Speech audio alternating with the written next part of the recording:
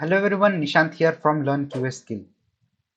In today's video, we are going to learn about regression testing and the retesting. First is a regression testing. Testing conducts on modified build to make sure there will be not any impact on existing functionality because of the changes like adding, deleting or modifying feature in the application.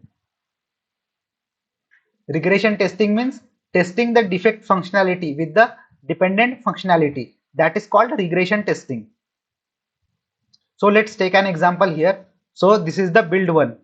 So in build one, there are four modules M1, M2, M3 and M4.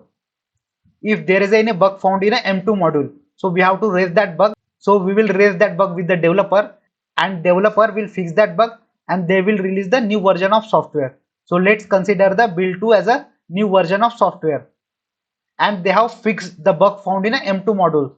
So in this build 2, we have to test the M2 module. So in that M2 module, we have to test the bug fix.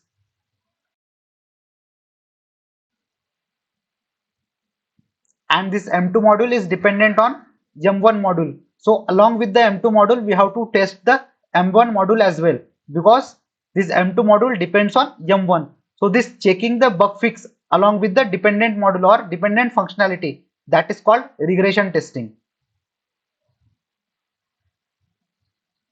Next is a retesting.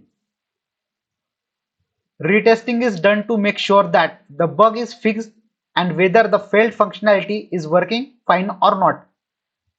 Retesting means testing the defect functionality after a bug fix. So let's take the same example as a previous. So this is the build one. In build one, four modules are there: M1, M2, M3 and M4. So bug found in the M2 module, and then we will raise that bug with the developers and developer will fix that bug and they will release the new version of software as a build 2.